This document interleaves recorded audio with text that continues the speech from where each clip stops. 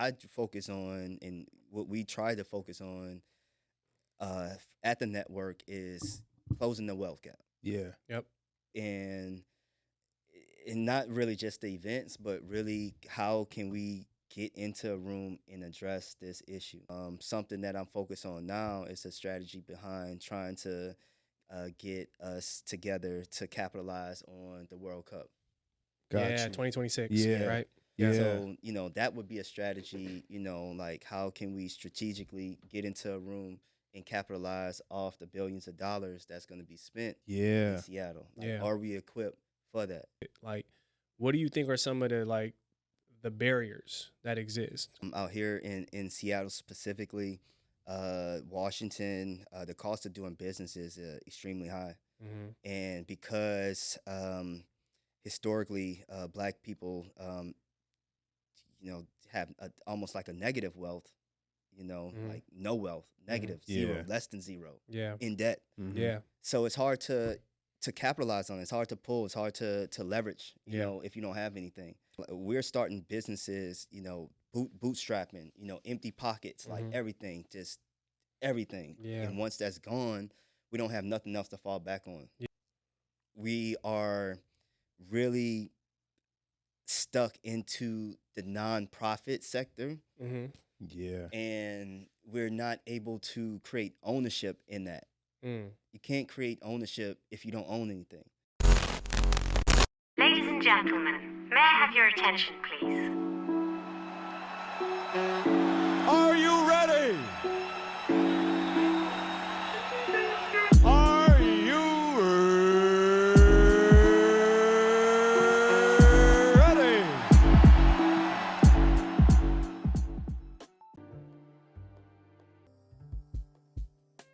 Yes, yes, yes. Welcome, welcome, welcome, ladies and gentlemen. You're tuning to the UpNUp podcast on the UpNUp network. I'm your host, Rebel. And I'm DJ Erm. What's up, brother? How you doing? I'm good, man. Feeling good. Feeling great. Yeah? What's up with you? Trying to wake my game up. Oh, yeah. Yeah. Nice shirt, man. Thank I you, like bro. your shirt. Thank you, bro. Yeah. Okay. Yeah. I like your shirt, too. It's actually a local brand. Oh, yeah, yeah. Community Garden. Yep. Shout out to Leo, Yes. my guy. Yes. Shout out to Leo. Former Yes, sir. guest on the show as well. Alumni. Yes, alumni. Yeah. Yeah. But yes, if you're tuning in for the first time, as I stated, this is the UpNUp podcast. This is the podcast where we're focused on cultivating culture. We do that by providing amazing stories of individuals, groups, movements, right? The movers, the shakers, people who are breaking down barriers, taking up space, and really just making a way, not only for all of us here, but for the next generation, right? Yeah. Definitely got to shout out the team in the room. Always, right? My guys. And along with the team, we got to shout out the consistent supporters, the viewers, the listeners, the family. The family. La Familia, right? Yep. We appreciate you guys, and thank you for rocking with us, and let's keep this thing going, right? Yes, sir. And man, we always say this, but every time we come in here, I always feel like it's something new, right? It's always it's always a first, Yeah. right? Yeah. Even though this is episode 100, whatever we're at, right? Yeah. 133, whatever. Yeah. It ain't about the numbers though. I say that Yeah. to say like every time we have someone here, it feels like the first episode because everybody's story's new. And today's no different. Today's guest is definitely a multifaceted community builder. Yeah. Someone who I would say is definitely an agent for change, right? He's definitely keeping everything he's doing on the up and up. A little bit of background on his brother. He is the founder of the Seattle Black Business Network, which represents really, a critical voice in Seattle's economic development, particularly when you're talking about racial equity, right? His organization definitely addresses a lot of the realities that exist out here. Some such as Black people making up less than 10%, right, of the population in Seattle, but also owning less than 5% of businesses out here, right? These are things that have been happening, and him and his platform, along with the people he's working with, are trying to help fix that. Yeah. And again, like I said, man, overall, someone who's walking the walk, you know what I mean? And trying to do something about it. And honored to have him in the building. I always say they're long overdue, you know what I mean? Long overdue, but right on time. Yes, sir. Right? But without further ado, let's get straight to it. Our guest is none other than the good brother himself, Ernest Kelly III. Can we get a round of applause? Yeah. Give it up. How you doing, brother? Yes, sir. I'm doing well. Yeah, it's good to be here. Yes. It's a pleasure to have you, bro. Yeah, Yes. pleasure to have you. Yeah, definitely sir. a pleasure to be here with y'all. So Yeah. Looking forward to Definitely, that, man. Definitely. Mhm. How's the day treating you? Today? Yes. Uh, busy. I have a busy life. Action is slam jam packed right now, but all good. All good. Community involvement. So Yeah. that's what makes it all the better. Good busy. It's like Yes, good sir. busy. Oh yeah, Yeah. real good busy. Yeah, there we go. For sure. There we go. Because it's a difference, you know what Oh I mean? yeah, Yep. definitely. Yeah. Busy. Yeah. Well, I don't know how much you know about the show, but we always start every show or every episode with the quote of the day. Something to get the vibe right, get the convo started. Brother man Erm, Yeah. man of the quotes. What you got for us? All right. So the quote of the day today is: "When you can do the common things in life in an uncommon way, you will command the attention of the world." Like that. Who's that Yes. quote by? George Washington Carver. Mm. Yeah. Legend. Yeah. Yeah. Yep. Nice. What do you think about that quote? You know, that's a good quote. I really feel that, yeah, being different, you don't have to like recreate the wheel, with that quote. Yeah. But doing things your way is important. You Yeah. know, having your own identity, and you don't have to like kind of go out your way to do that. You know, kind of like be yourself, and Yep. that's what attract people. Yeah. So Yeah. Yeah, That's real. definitely. And I remember a couple episodes back we touched on the same thing where it's like we're all different. Even if we do the same thing, we're all gonna do it a different way. Yeah. So it's Yeah. like, you know what I mean? Yeah. Yeah. That's a good quote. Mhm. That's I think that steers into the conversation. Obviously, like our platform is really built on allowing you to come in here and allowing people to come in here and tell their stories, right? I think there's power in people having context to how people become successful or carve their paths. But before we get into your journey, I love to always ask guests this question, bro. So if you can, when you're talking about seasons, we all go through different seasons in life and whatnot. How would you describe the current season you're in right now? growth for sure. Mhm. Professionally, personally, career wise, it's just all growth right now. So yeah, it's all growth. right Growth. now. It's Yeah, growth season. it's growth season. I like that. Nice. I like that. So Ernest, my man, let's take it back. Let's talk about like your upbringing, growing up in New Orleans and all that. Just if you want to touch up on that. So Yeah, I had a pretty good upbringing. Born and raised in New Orleans.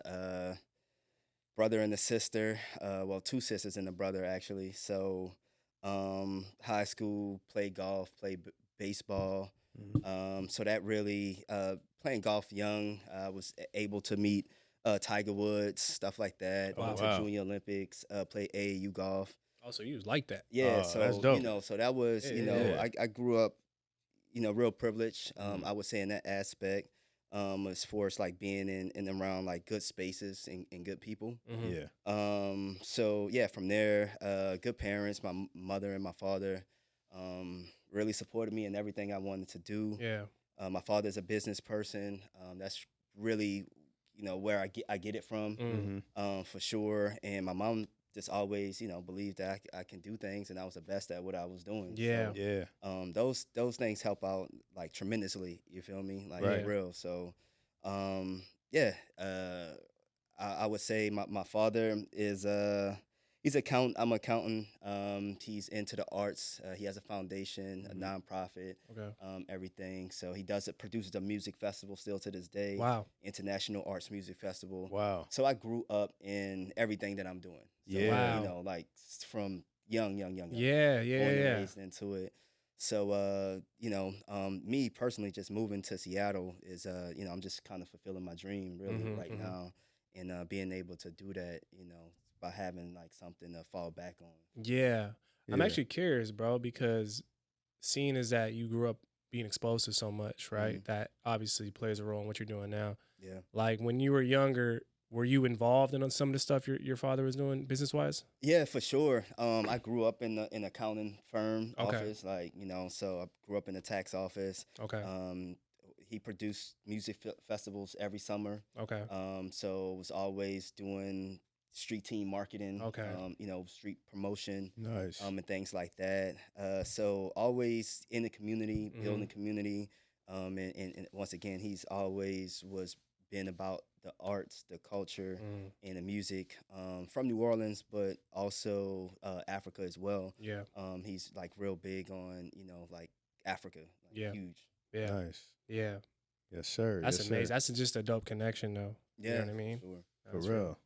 And then transitioning to college, you went to Hampton, right? Yep. Yeah. What was that like for you, man? So my senior year was Hurricane Katrina. So Mm. Oh, yeah, wow. my senior year of high school was Hurricane Katrina.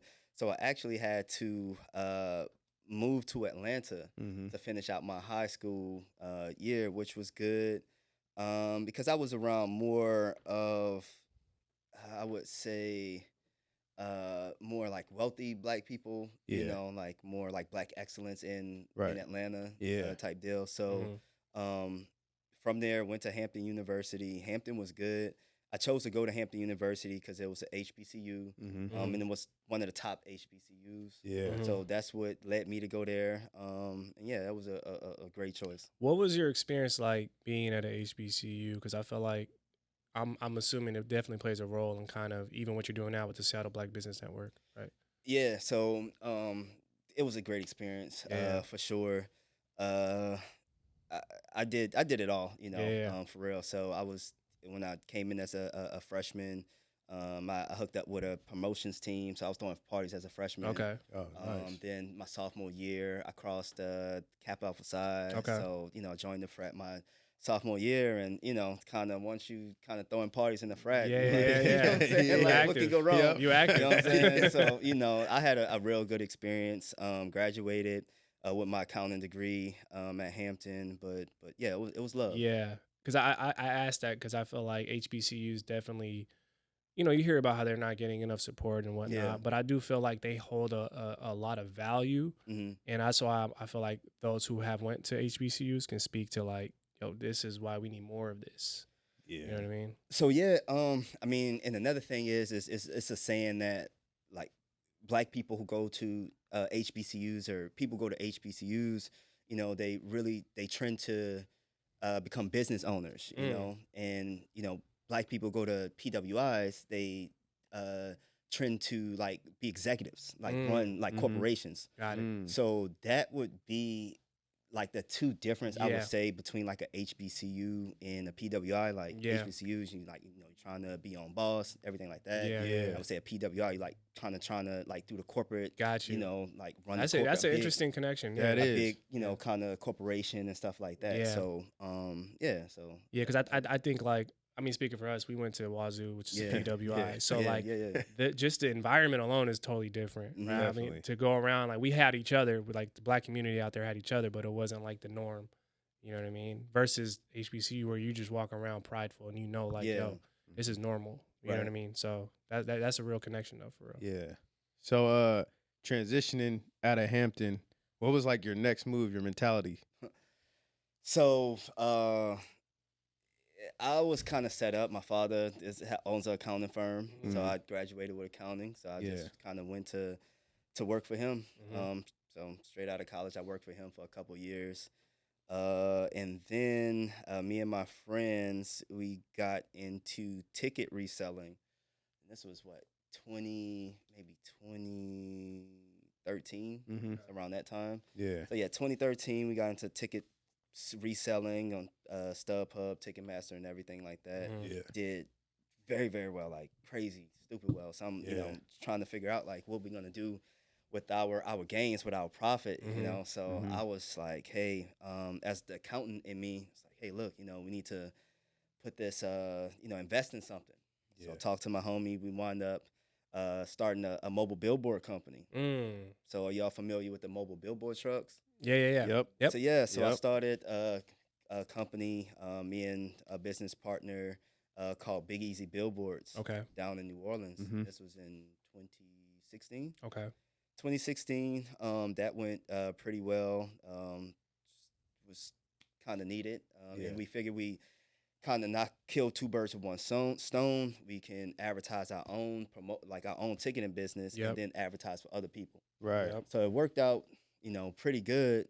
And then I decided that I was ready to move from New Orleans. Mm. So in 2018, I was looking for more, looking for more of a challenge, looking for more opportunity, Mm-hmm. and met someone from Seattle, came to Seattle for a little bit, and was like, hey, look, you know, and this was the East Side too, shit. So East you Side. you originally got to like Bellevue. Yeah, Oh, like yeah, Redmond. So you know, during the summertime, doing July, so it was like perfect. You know Yeah. what I mean? It was real perfect. Yeah. Right. Yeah. Kept coming back, and the year later, I decided to move. Mm. So yeah, that's kind of like the transition from college to graduating to moving back home to Yeah. you know working for my father to wanting more to to be my own millionaire. You know, Yeah. Yeah. do my own thing. Yeah. You know, so that's kind of where I'm at. You know, kind of right now. That's real. That's real. I Yeah, love that's that. dope. I love that because you know, I am kind of curious though, like that decision to leave New Orleans. Yeah. Like, obviously you kind of explained like you wanted more, but Yeah. I feel like it could be hard for people to do that too, right? Like, do you have advice for people who may be in a position where they're like, yo, I may want to try something different? Like, what was that thought process like for you? You know, I'm a go getter. You know, Yeah. so I kind of have a lot of self belief, Mm-hmm. and I just knew that I was ready. You know, for something. Mm. You know, something different. I didn't think that Seattle was it. You know, Yeah. I didn't wasn't Yeah. planning on moving to Seattle.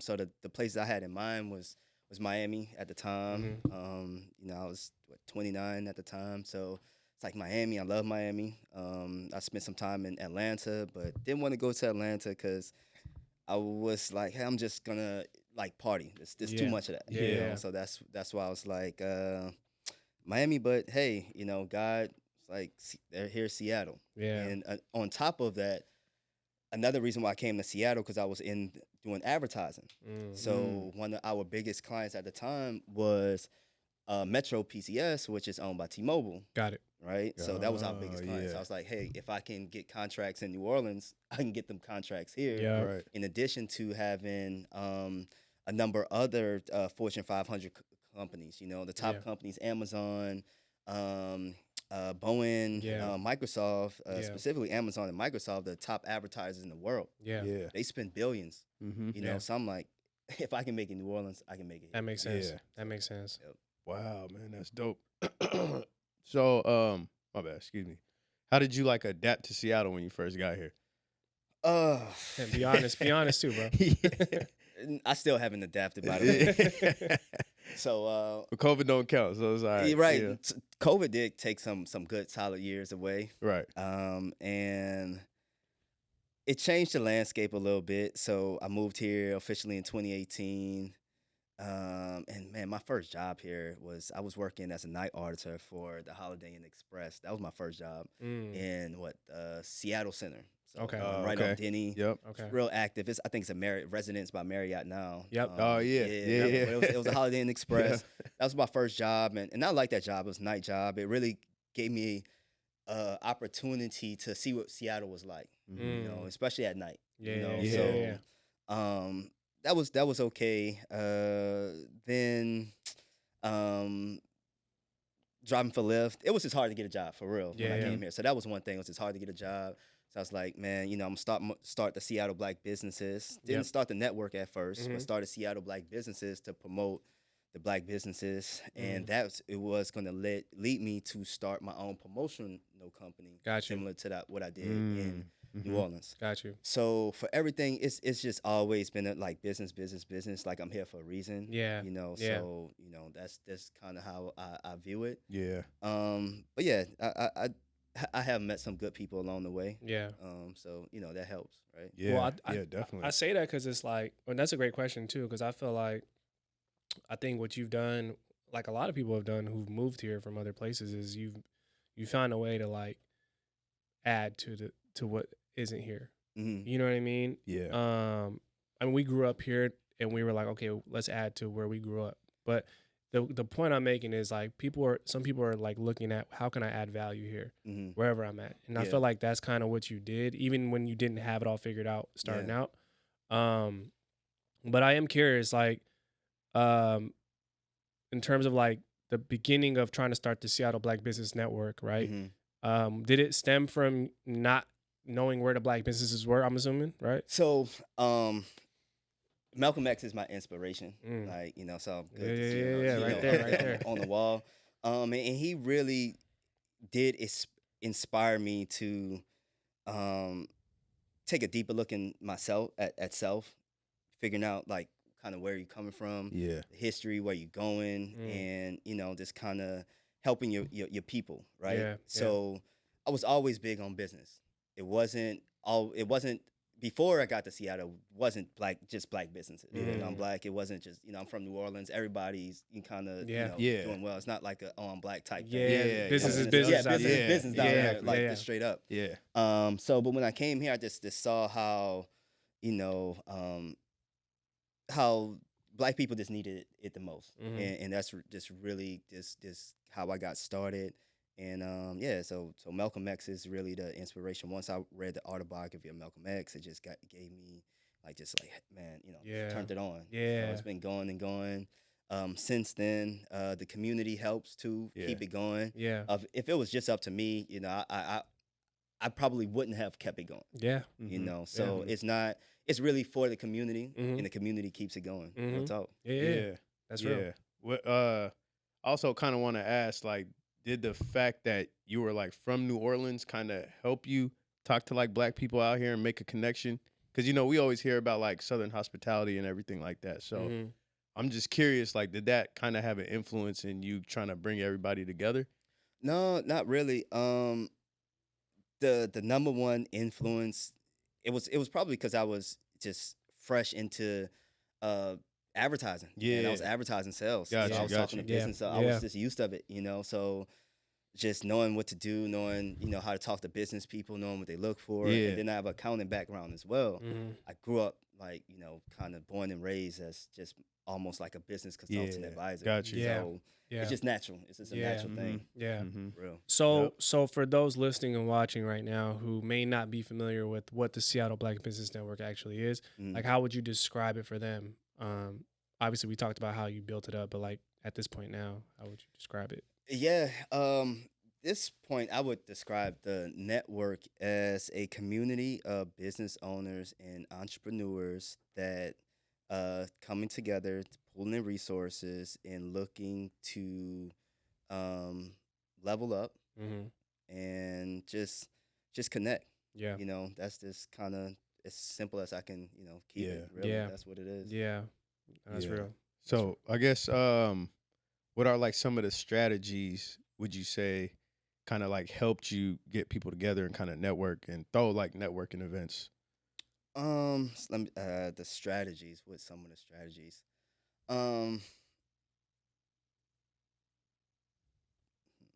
see, as far as like networking events. No real specific strategies. I know our first events in 2022. This was like right after COVID. People were anxious to get out. Yeah. So those went pretty good. But I would say like events isn't like it's especially like not my main thing. Right. I know it's other organizations like for instance Sync Seattle, which is a member. Yeah. That is focused on events. Like I focus on, and what we try to focus on at the network is closing the wealth gap. Yeah. Yep. And not really just the events, but really how can we get into a room and address this issue. So I don't have no, I guess, specific strategy around that, but I guess going forward, something that I'm focused on now is a strategy behind trying to get us together to capitalize on the World Cup. Gotcha. Yeah, 2026. Yeah. Right. Yeah. So, that would be a strategy, like how can we strategically get into a room and capitalize off the billions of dollars that's going to be spent in Seattle? Like, are we equipped for that? Yep. So, those are some of the things. I'm also curious, being in this work as long as you have, for those who may not be aware or not be in the know of it, like, what do you think are some of the barriers that exist? Because in terms of closing the wealth gap, some people would just say, oh, they need capital, but I think it's not as simple as like people just need capital, right? Yeah. Yeah, it's difficult out here in Seattle specifically. Washington, the cost of doing business is extremely high, Mm-hmm. and because historically black people have almost like a negative wealth, Mm-hmm. like no wealth, Mm-hmm. negative, Yeah. zero, less than zero, Yeah. in debt. Mm-hmm. Yeah. So it's hard to capitalize on it. It's hard to pull. It's hard to leverage. Yeah. If you don't have anything. That's real. So that's the one thing. We're starting businesses. Bootstrapping.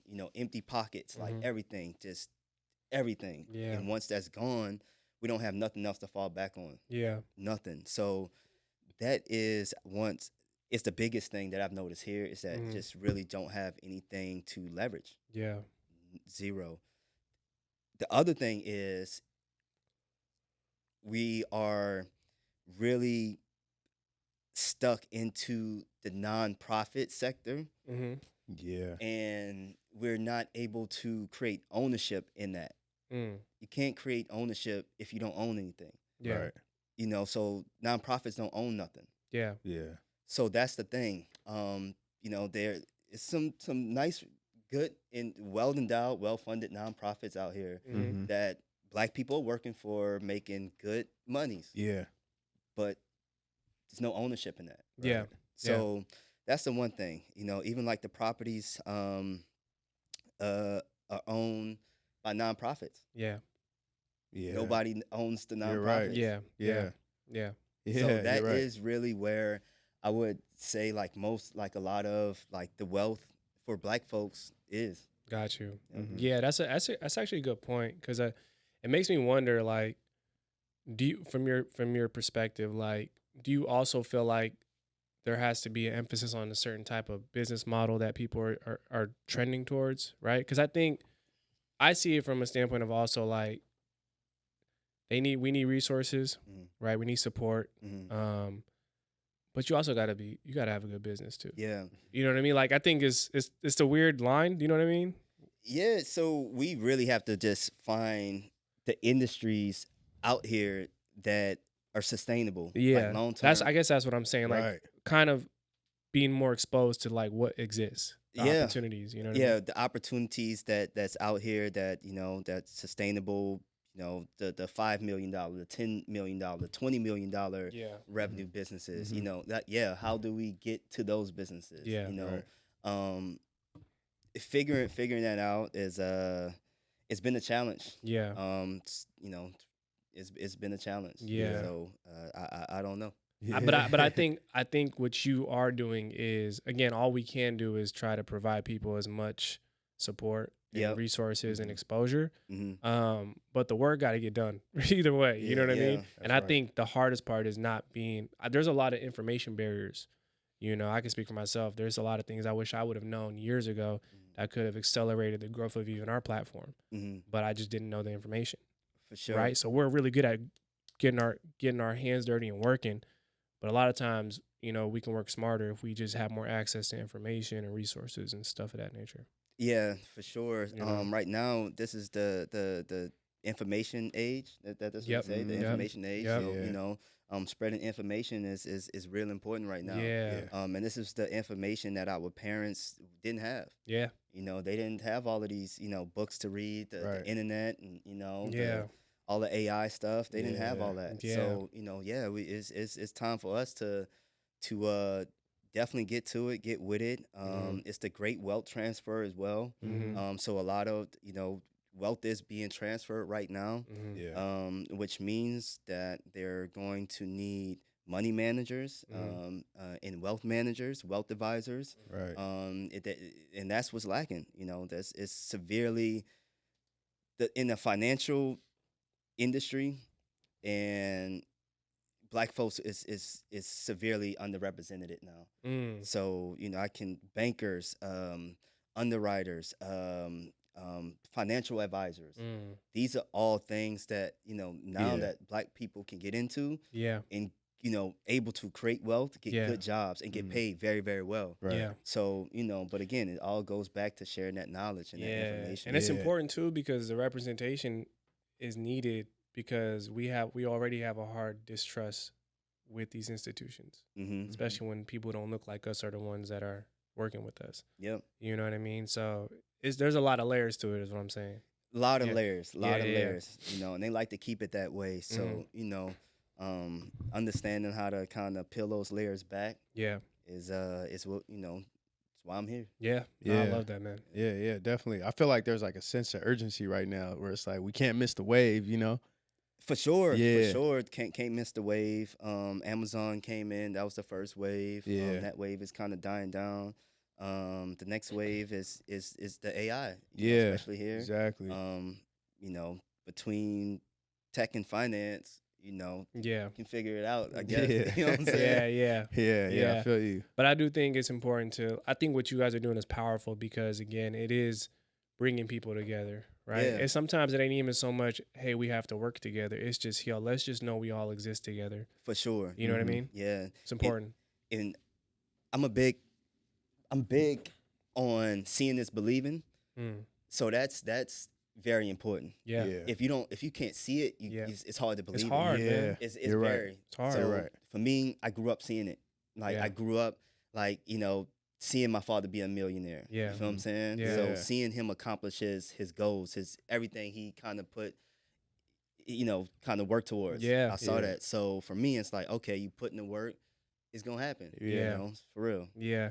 Right. I'm curious. So when we spoke earlier this week, you talked about how you love kind of being behind the scenes and making sure things go and move. Yeah. And I think there's a lot of people who are behind the scenes, right? What's that like to kind of like trying to make these things happen?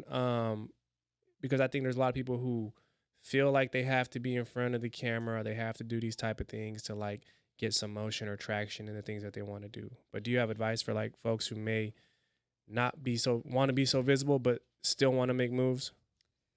Because I feel like you've done a lot, right? And we talked about how you're like, I don't need to be out there as much Yeah. to make things happen.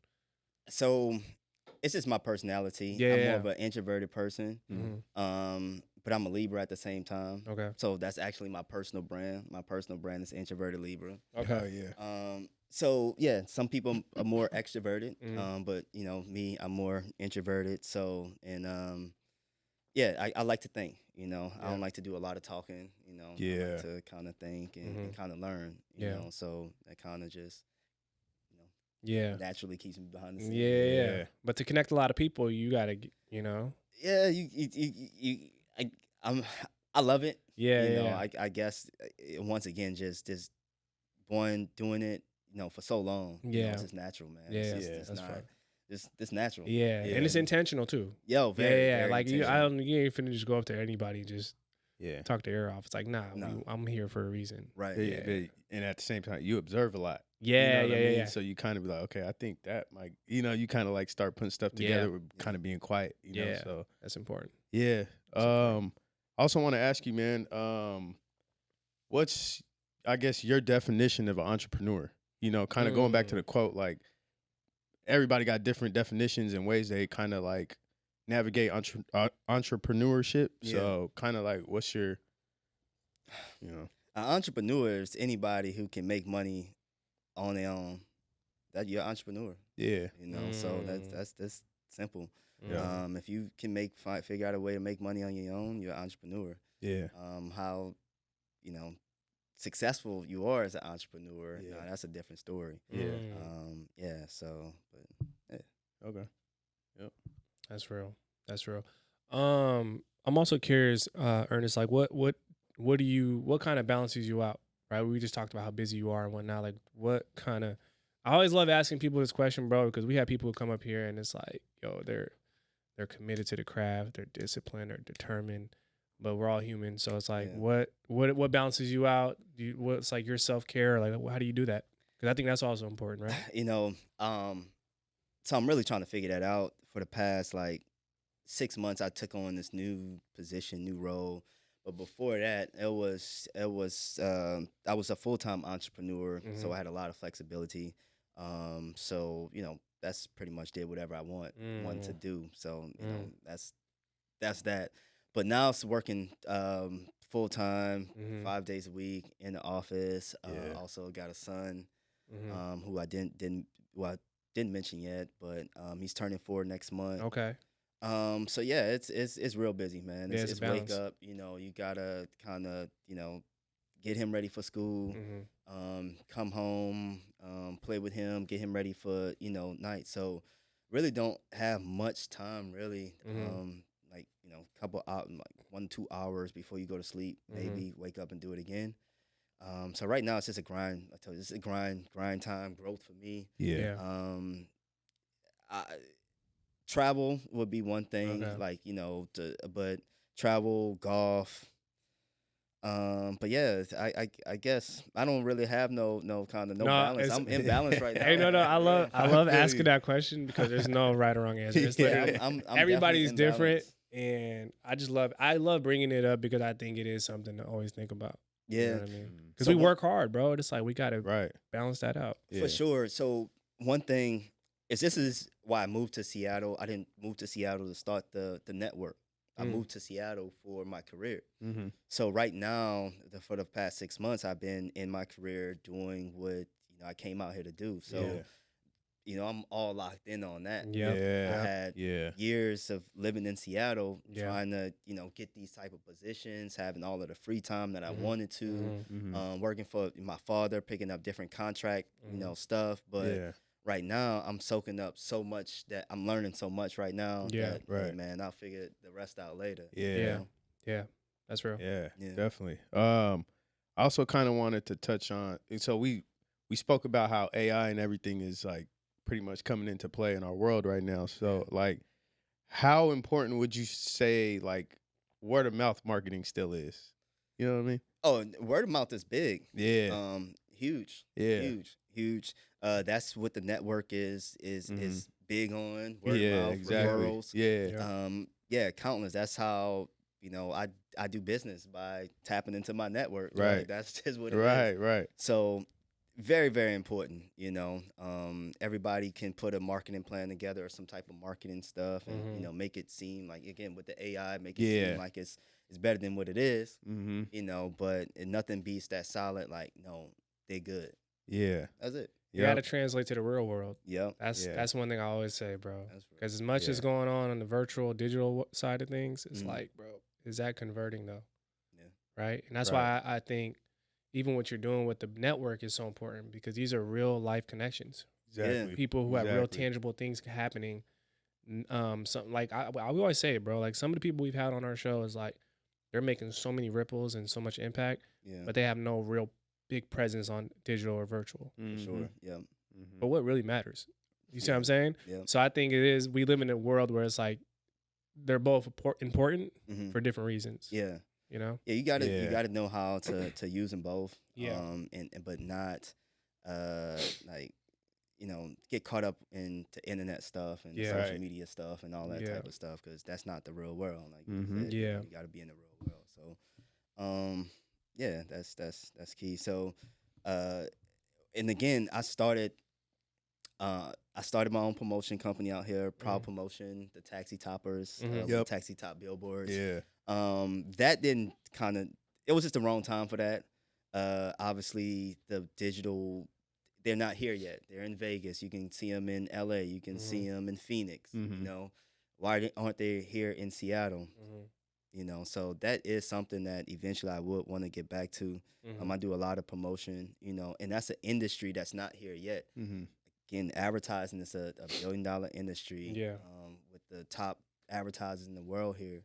So, that's just one industry that I can talk about. Like, hey, look, it's an opportunity here. Mhm. There's others as well. Yeah. Yeah. Yeah. So what advice do you have for somebody who's trying to like start their own business? Like, if they're like, Ernest, I'm trying to start my own business, what do I need to know? Like, what would you kind of tell them? Depending on what business, I would Right. tell them yes or no. Yeah. I tell people now, well, first, don't quit your job. Like, if Yeah. you're trying to start a business right now, it's Mhm. just, don't quit your job. Keep your job as long as possible. Right. And depending on what type of business, I would, caution them, Mm-hmm. right? So, but if someone came to me with a right business idea, I would tell them to get a mentor. Mm-hmm. That's the first thing. Mm. Like, don't even get a mentor. Yeah. Yeah. You know, before you even start spending money. Yeah. Like, don't spend money. Get a mentor Yeah. first. Yeah. You know, that's the one thing. Knowledge. People spend money trying to start businesses and do all those things, you know, before they Mhm. need to. Right. So yeah, I would tell somebody to get a mentor. That's real. That's real. I am curious, bro. We talked a little bit about it, but being in a position where you're trying to serve community, Mm-hmm.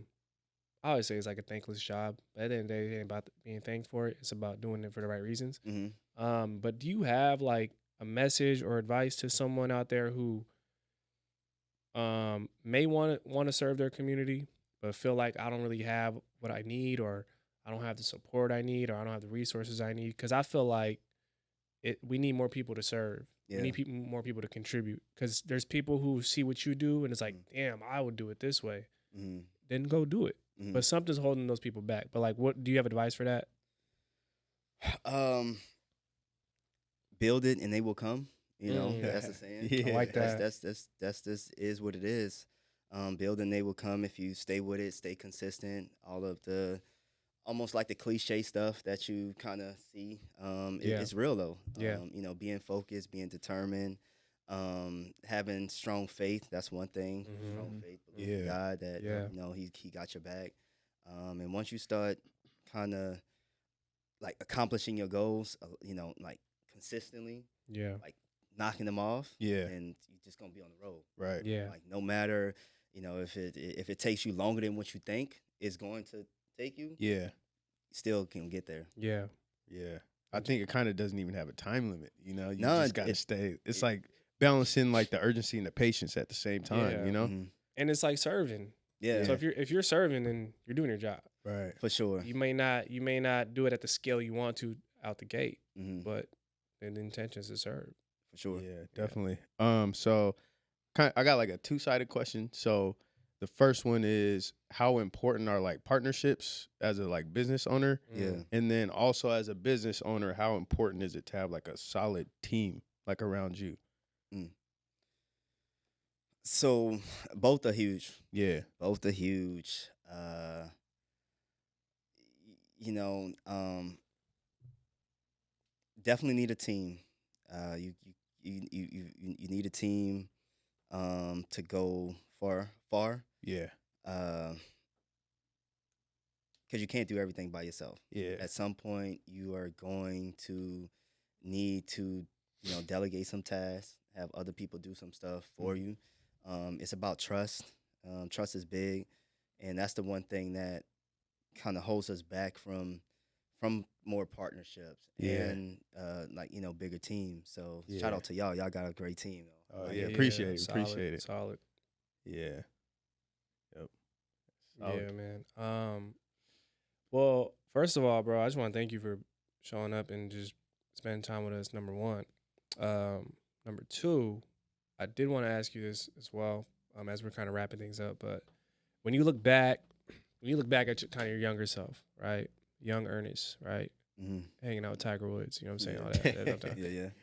I don't know if he's kicking it like that, but nah. But when you're looking back, like growing up, like what's some advice you'd give to your younger self, knowing all you know today?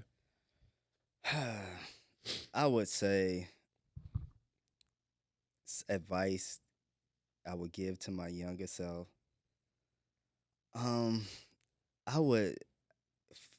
I would say really find and connect with genuine people.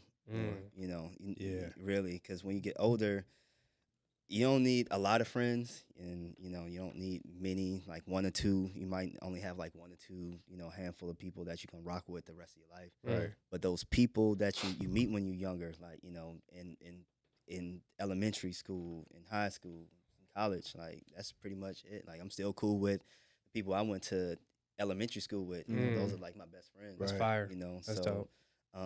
yeah, I would say definitely connect with, you know, genuine people. Yeah. Focus on like building those relationships up, because when you get, you know, in your 30s, your 40s, and you know those things like really matter. Those connections Yeah. really matter in your adulthood. you Yeah. know? Yeah. I love that's a great advice, bro. Yeah, That's for real. amazing.